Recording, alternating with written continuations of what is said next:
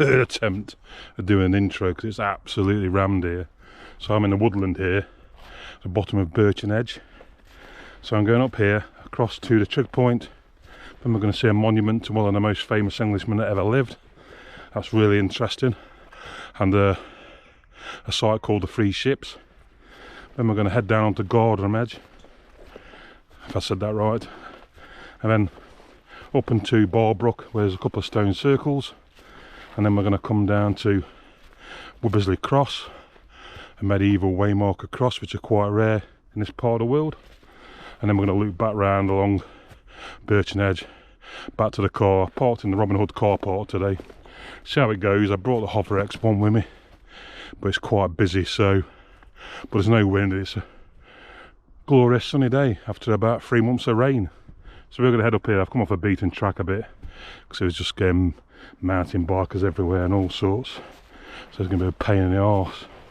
But I spotted this path off to the right. Assuming that's 2007. Well, looks a bit. Stunning views over there.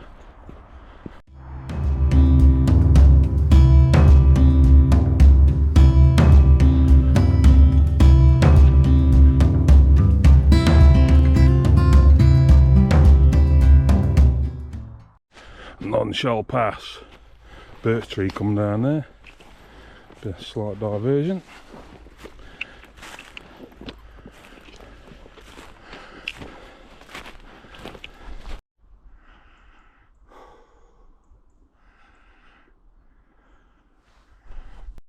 And another.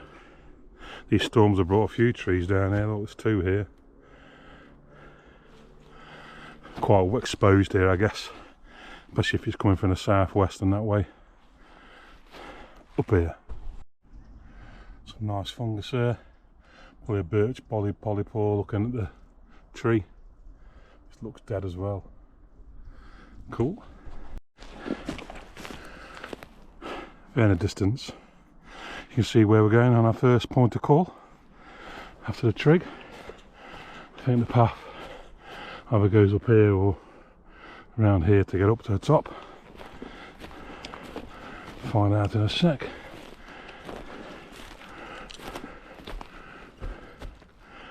And yeah, I suspect through here, probably. I'll check the map.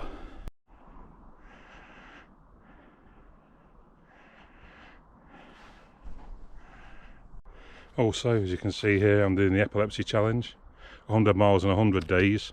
Normally my partner does that, but she's going in for a major operation, so I'm doing that this year. I'll put a link in to where you can donate if you want to. It's a worthy cause. A lot of people in the UK suffer from epilepsy, so you know, donate to something worthwhile.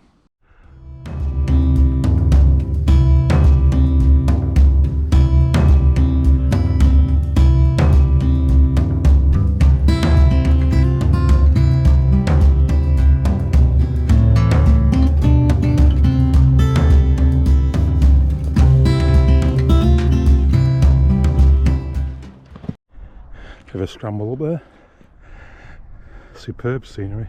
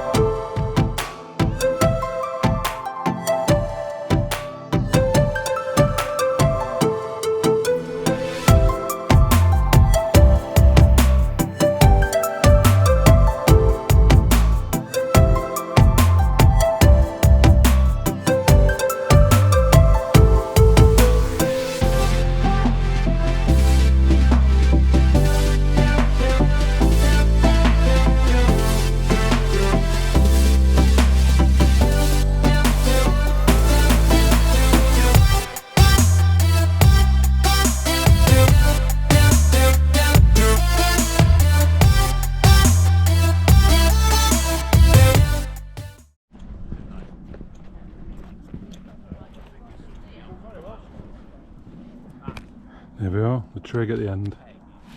Some stunning views across the edges. Well, I'm glad I got off that edge. I'm going to have to do some voiceovers there. It was fucking horrendous, mate. I mean, yeah, great to see families out, but Jesus, them kids were just out of control. Noisy bastards.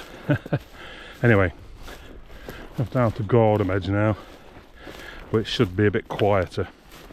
They were just, a lot of people just park up and walk along Birchen Edge to the monument and back.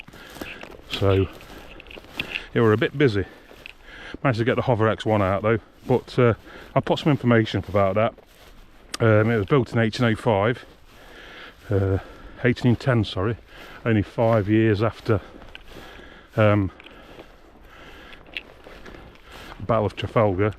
You had to wait 30 years in London to get their monument by a guy called John Brightman.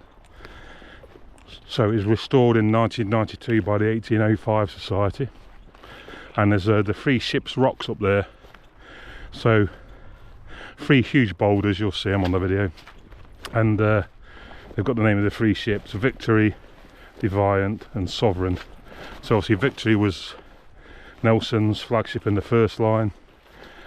And then Defiant, if I understand correctly, was the flagship for the second line, and that was Admiral Collingwood. And then the third one was a Sovereign, which was a 100-gun ship, I believe.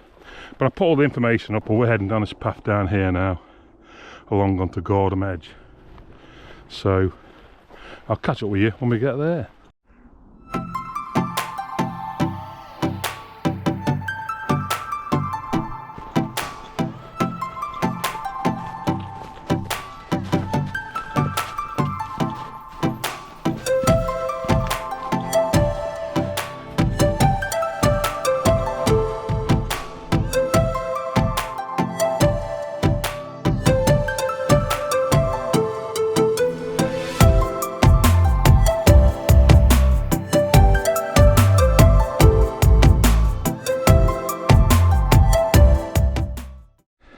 Couldn't get a picture. Well, I just saw a green woodpecker there flying off through the wood here.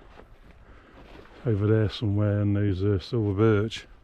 But yeah, you can easily recognise them. They've got like a red mark on the head and a green body. But anyway, we're going to come on to Gardom Edge now. Let me just make sure I'm saying that right, because I'm quite well known for mispronouncing things, and I don't want any grief. Yep. Gardom Edge. Just going past a field or something here called Three Men, whatever that is. I've not seen Three Men or anything of that nature. But yeah, so I'm just going to come over this stile now and we'll walk along the edge, see what views we get from here. I suspect this is the Three Men, these three cairns here. Yeah, I bet they are. That can make a good shot looking over back up towards Castleton and that way. Beautiful. Beautiful, I'll make a good photo of that. But we're going to crack on along here now. A bit quieter, not seeing anyone now for a bit. That's how I like it. You can still see the frost in the valley in the shade there. When I came out it was about -2. Up here, hovering around a freezing point I think. There's still a bit of ice about, some's thawed out a little bit, so it's hovering around, I reckon, between -1 +1 probably. But the sun's out. It looks like a bang of weather over there. Back towards home. I think we're due some snow on Tuesday. But anyway, we're going to follow this path along the edge of this wall now, along the edge down to the road. And then we're going to head back up towards Barbrook then. Looks like an old path or something down there, maybe a gully. I'm just going to see if there's anything on the map. I didn't see anything obvious. But that looks a really old path if it is. Yeah, nothing's showing. That looks like an old holloway, as they used to call them. Anyway, back on the edge now. I'll catch up with you in a bit.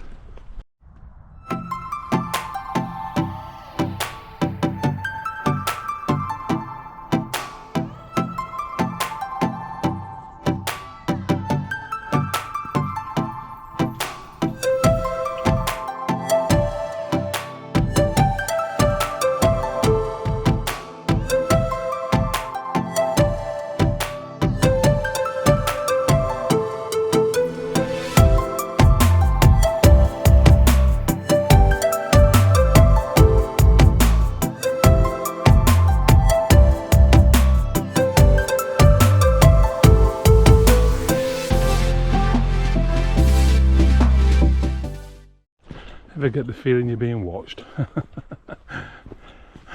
All these black-faced sheep watching me. I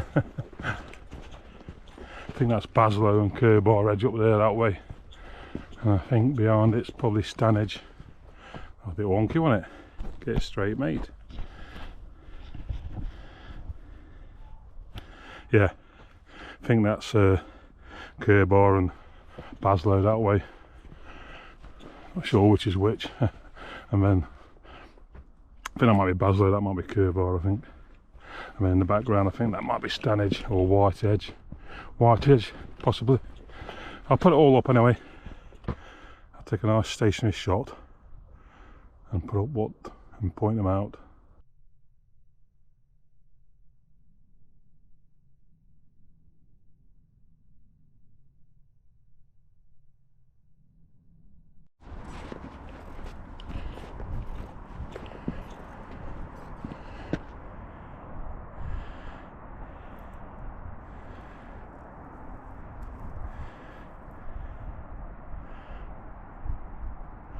Stunning views.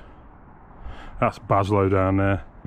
That's a 621 road up to Sheffield. That's a 619 to Chesterfield, and Chatsworth is just round the corner here. In fact, I can just about see the fountain over there.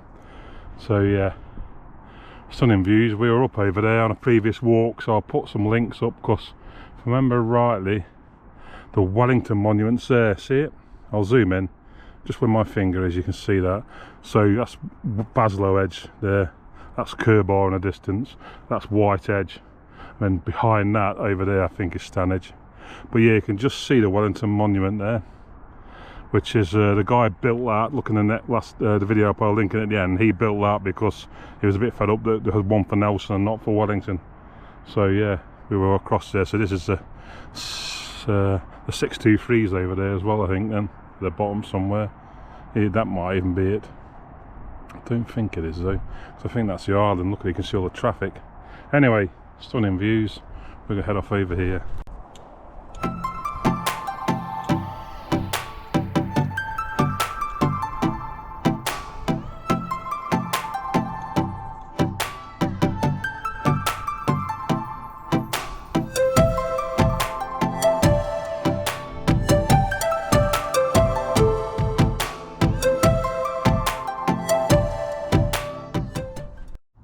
It's like one big boulder field, this. It's amazing. It really is amazing, like a different planet.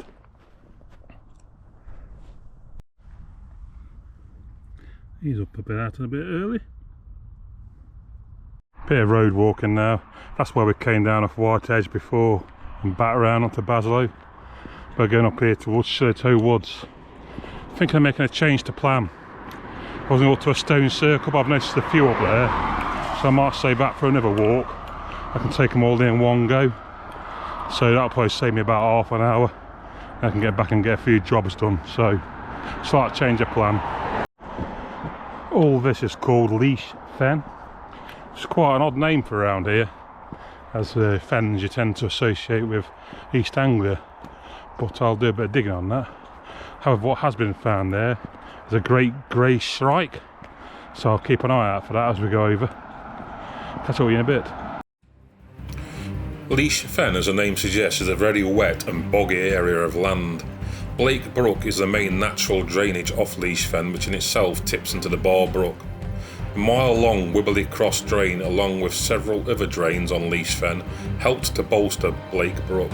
These drains were constructed under the instruction of the Duke of Rutland, trying to emulate the drainage of the Lincolnshire Fens.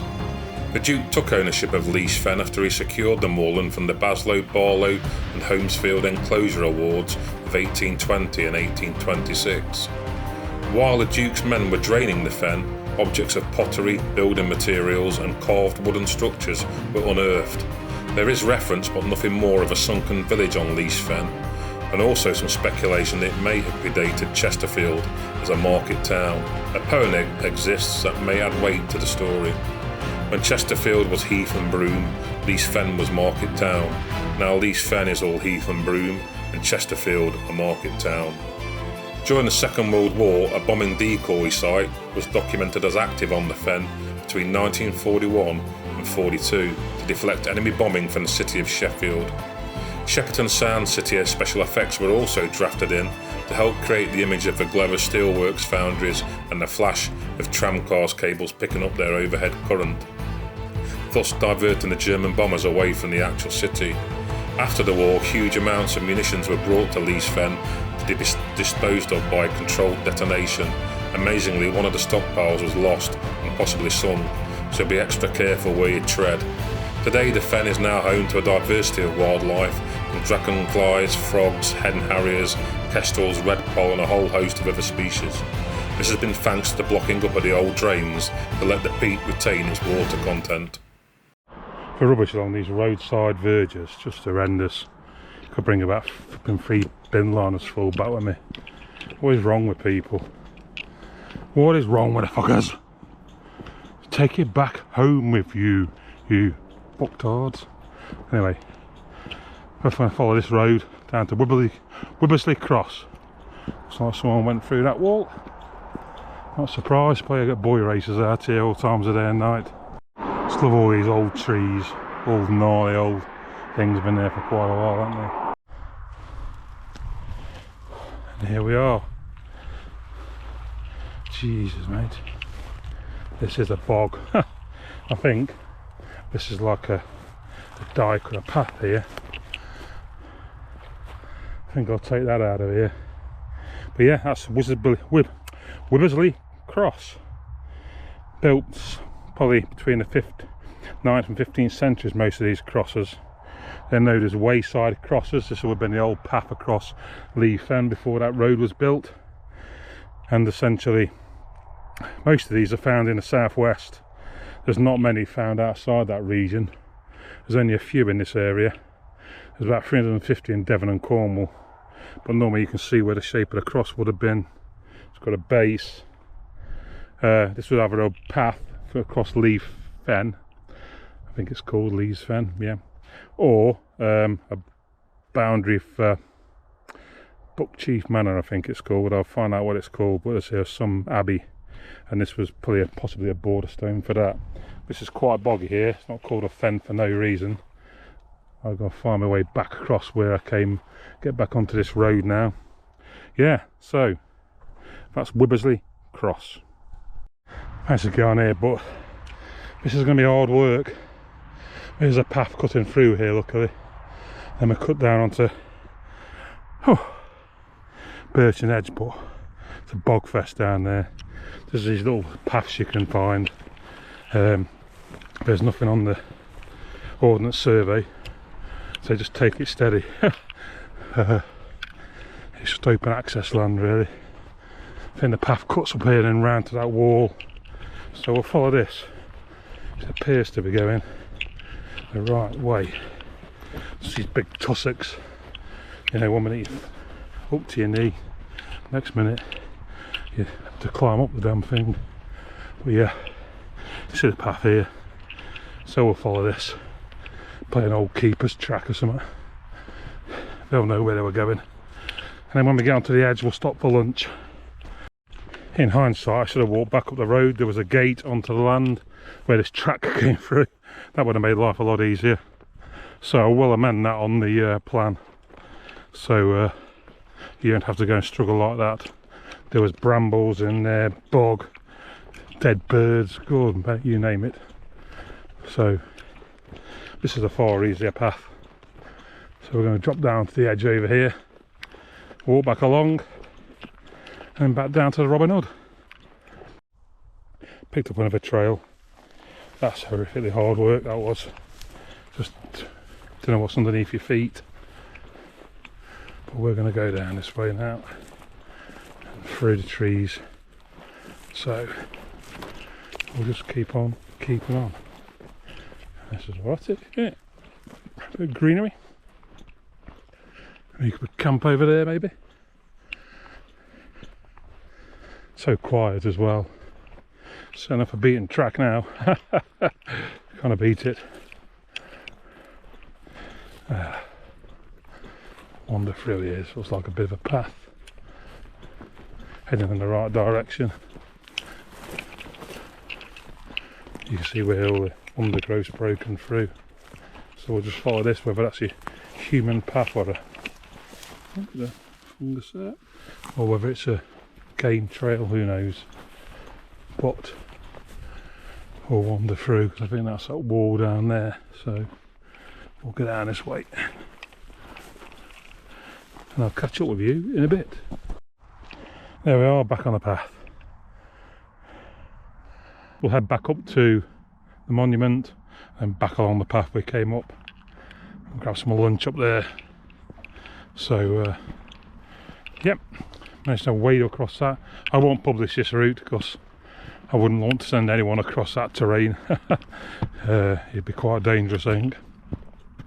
How hard I didn't break an ankle or anything, I don't know. Anyway, head up here now. Nice spot for lunch, a little homemade chair there in stone.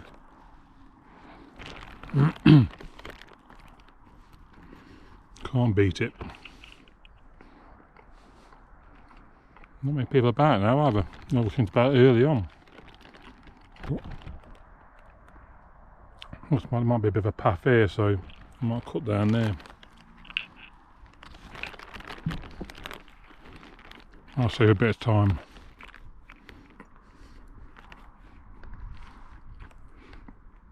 So anyway, I'll catch you when I finish this. Didn't me or crisps getting less and less in a packet. I bet you can count the number of crisps in there. McCoy's at one time, they used to be bloody huge. They're all getting cheaper and cheaper. Chocolate bars are getting thinner. It's just ridiculous, isn't it? Anyway, I still eat them, and I'll catch up with you in a bit. I found that route down off the top. It'll save me about half a mile and then cut back through here the way I came up. Now back on the path we came up, so we just came down the front of that. Saved a bit of a journey. So we'll just follow this path back down to the car park now. If I see anything of interest, I'll let you know. If not, I'll catch up with you when I do the wrap up.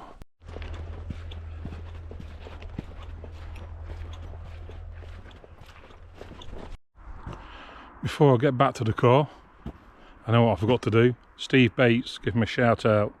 I'll put a link to his channel on Instagram. He calls himself something Yorkshireman. Sorry Steve, I can't remember what it is now, but I'll put it here and I'll put it in the comments. So big shout out to Steve Bates. He's a good guy. He gets out and about a lot. So yeah, go and like, subscribe and follow his channel. Anyway, almost at the car now, not far to go. The usual fucking idiots parking here, look. There's a white lines down here, but it sure means you can't park here. They just park them where the fuck they want. Fucking knobheads. All the way along this road. Car park's full, well, so just get here in time, won't you? I have to check that out. I'm sure that means, I'm not sure to be honest with you, but anyway. Still parking inconsistently on these verges, aren't they? Bellends. Parking in the fucking field over there. Anyway, almost back at the car now. Here we are, back at the car. That pub looks rammed, I don't think I'll bother. I'll get in here, do an outrow and then we'll head off. Got a little mate here, come to see me. Hello Mr. Robin. You are not fussed, are you mate? Anyway, so that was a nice little walk. I changed it in the end and I'm glad I did, to be honest. So initially I was going to do Nelson's Monument, 3 ships, Birchen and Gardom Edges.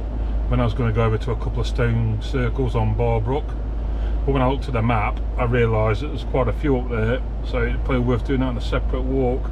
I'm glad I did now, because I came back and the last mile across open access was just horrendous.